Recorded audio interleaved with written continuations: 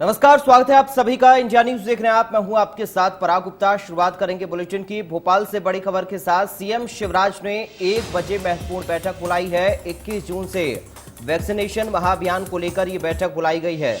पहले 1 से 3 जुलाई तक वैक्सीनेशन होना था। मंत्री समूह और क्राइसिस मैनेजमेंट के साथ ये वीडियो कॉन्फ्रेंसिंग होनी है। बैठक में वैक्सीनेशन महाअभियान की रूपरेखा तैयार होगी। तो ये बड़ी जानकारी। दोपहर 1 बजे ये बैठक, वैक्सीनेशन महाअभियान की रूपरेखा इस बैठक में तैयार की जाएगी। भोपाल से बड़ी खबर आपको हम बता रही हैं। मुख्यमंत्री शिवराज सिंह चौहान की ओर से ये बड़ी बैठक बुलाई गई है। सीएम ने दोपहर 1 बजे महत्वपूर्ण बैठक बुलाई है। 21 जून से वैक्सीनेशन महाअभियान को लेकर ये बैठक बुलाई गई है। मंत्री समूह और क्राइसिस मैनेजमेंट के साथ वीडियो कॉन्फ्रेंसिंग के जरिए मुख्यमंत्री जुड़ेंगे। वैक्सीनेशन महाअभियान की रूपरेखा तय होगी इस बैठक के जरिए।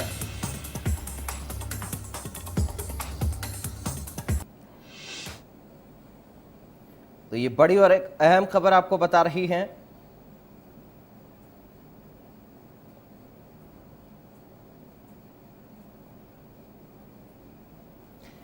और साथ रेजिडेंट एडिटर प्रभु पटेरिया जुड़ गए अधिक बातचीत के साथ। प्रभु जी, क्या कुछ इस बैठक को लेकर जानकारी फिलहाल मिल पा रही है? देखिए पराग, मुख्यमंत्री शिवराज सिंह चौहान कल प्रधानमंत्री नरेंद्र मोदी से मिले थे और उसके पहले मध्य प्रदेश में जुलाई के पहली 3 तारीखों में 1 से लेकर 3 जुलाई तक वैक्सीनेशन को लेकर एक महाअभियान चलाने का निर्णय लिया गया था।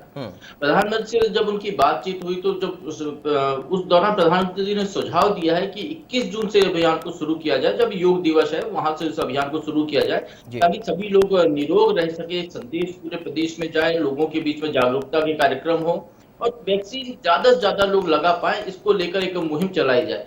उसके लिए उन्होंने वादा किया है कि प्रदेश को उनकी आवश्यकता की वैक्सीन वो उपलब्ध कराएंगे, क्योंकि मध्य प्रदेश सरकार ने जो वहां से वैक्सीन आवंटित हो रही है दोनों कंपनियों से, उसको देखते हुए अपनी तैयारी की थी। अपने हिसाब से वो वैक्सीनेशन के लिए ड्राइव चलाना जा रहे थे और इसमें फोकस जो पूरा किया जा रहा है, खासकर जो छोटे कस्बों और ग्रामीण क्षेत्रों में जहां पर की वैक्सीन को लेकर लोगों में डर है, जहां लोग वैक्सीन नहीं लगवाना चाहते कि वैक्सीन लगाने के लिए टीम उनके पास पहुंचती है और उनको भगा देते हैं, वापस लौटा देते हैं।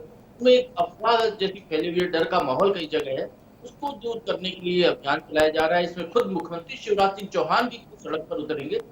याद कीजिए पराग, इसके पहले जब कोरोना की दूसरी लहर का खतरा सामने आया था, जब महाराष्ट्र में दूसरी लहर आई थी, तो शिवराज सिंह चौहान ने भोपाल में एक 26 किलोमीटर का रोड शो किया था।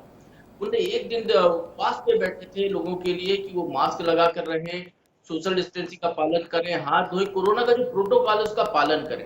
तो इस तरीके से खुद मुख्यमंत्री सड़क पर उतरेंगे, लोगों के बीच में जाएंगे, सोशल डिस्टेंसिंग के पूरे नॉर्म्स का पालन करते हुए।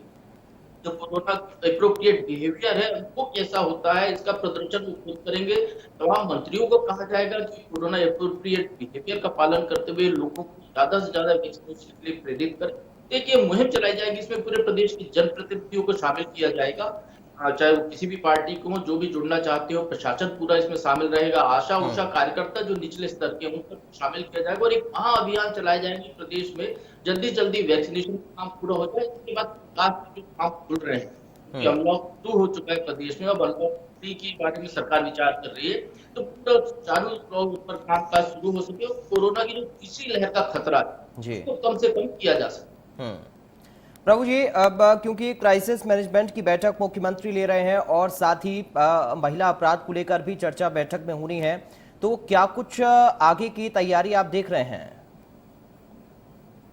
शिवराज सिंह चौहान का कामकाज ये बता रहा है कि सरकार अब कोरोना की दूसरी लहर से पूरी तरह उबर चुकी है। यदि हम आज की बात करें तो मध्य प्रदेश में सिर्फ 166 मामले आए हैं, कोरोना के नए मामले सामने आए। कई जिले ऐसे हैं जहां पर कोई प्रकरण ही सामने नहीं आया पिछले कुछ दिनों से। तो सरकार अभी चाह रही है कि जो नियमित कामकाज है वो तेजी से चले और एक तरीके से वो शिवराज सिंह चौहान जो अपने आप को जननेता के रूप में प्रस्तुत करते हैं जनता के बीच, और मुख्यमंत्री बनने के बाद उन्होंने एक बड़ा काम शुरू किया था। अभी जब चौथी बार बदली उसके बाद उन्होंने वो लड़कियां जो गायब हो गई हैं, जो कई सालों से गुम है, जो कहीं मिल नहीं रही हैं, उनको खोजने का एक अभियान चलाया था और ये सरकार की सफलता कह सकते हैं उसको कि 3-4 महीने के अंतराल में ही 6000 से ज्यादा उस बेटियों की तलाश कर ली गई जो प्रदेश के दूसरे बाहर भेज दी गई थी या कहीं वो गुम थी या बरगला कर उनको ले जाया गया था या कहीं से उनसे मजदूरी कराई जा शोषण किया जा रहा था। तो बरामद करके सरकार वापस लेकर आई है। तो वो जो है चाहते हैं कि अपराध कम हो।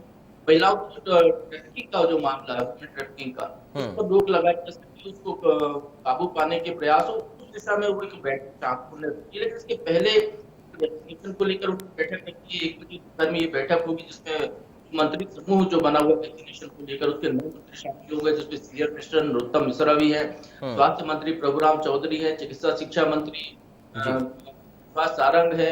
इस तरीके से तमाम मंत्री इसमें शामिल रहेंगे। उसके बाद वो क्राइसिस मैनेजमेंट के ग्रुप की बैठक होगी। उसमें मंत्री के प्रदेश के जो क्राइसिस मैनेजमेंट ग्रुप के जुड़े हुए समूह है, चाहे वो गांव स्तर तक के हों, उनसे रूबरू होंगे, उनकी बातें भी वो सुन सकते हैं, उनको एक संदेश देंगे कि तीसरी लहर से बचने के लिए क्या क्या प्रबंध किए जाए और अभी दूसरी लहर में क्या प्रदेश ने खतरा झेला है। इस तरीके से एक पूरा लोगों में जो कोरोना को लेकर जो डर खत्म हो रहा है वो डर कायम रहे, कोरोना की वास्तविक स्थिति को लोग समझे और तीसरी लहर से आगाह हो सके, ये पूरी कोशिश की जा रही है जिसको लेकर ये आज की बैठक है।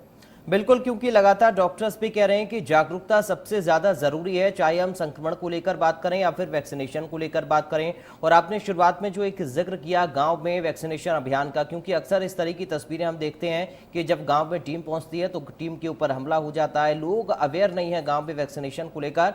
तो ये सबसे ज्यादा जरूरी है कि गाँव गाँव में पहुंचकर एक एक आबादी को हम कैसे वैक्सीनेट करें। प्रभु जी बिल्कुल, गांव में वैक्सीनेशन कराना एक बड़ी चुनौती बनकर प्रदेश के सामने आया और ये मध्य प्रदेश में एक नया प्रयोग हुआ है जो सरकार ने इनिशिएट नहीं किया है। जो स्वास्थ्य कर्मचारी है, जो जैसा मैं जिक्र कर रहा था आशा उसका कार्यकर्ता है, कई जिलों में वो कार्यकर्ता जिस क्षेत्र में है उस क्षेत्र की भाषा में बोली में गाने गा गा कर लोगों को समझा रही है। उनको लोग रोजगार का भगा देते हैं, फिर भी वो मनाते हैं लोगों को। और एक कई जगह एक अफवाह सी फैली हुई है कि वो पड़ोस के गांव में 3 लोगों की मौत हो गई वैक्सीन लगवाने के बाद, तो उस अफवाह का निराकरण करने का काम भी निचले स्तर का हमला कर रहा है, प्रशासन पूरा कर रहा है और एक ट्रैकिंग का पूरा एक सिस्टम बनाया गया है। यदि मैं अपनी बात कहूं तो कोविन पोर्टल पर वैक्सीनेशन का सर्टिफिकेट जनरेट होने के बाद ही मेरे पास ही 3 बार फोन आ चुके हैं कि आपको क्या दूसरा डोज लग गया है। ये क्रॉस चेक करने की जो व्यवस्था सरकार ने बनाई है, कॉल सेंटर बनाया है, बराबर यहाँ से क्रॉस चेक लोगों को फोन लगाकर किया जाता है और अलग अलग स्तर पर किया जाता है। जो मेडिकल की टीम है वो पहले बात करती है, फिर सरकार ने फॉरेस्ट डिपार्टमेंट के कर्मचारियों को लगा रखा है कि वाकई में बात हो रही है कि नहीं, सही चीजें सामने आ रही कि नहीं।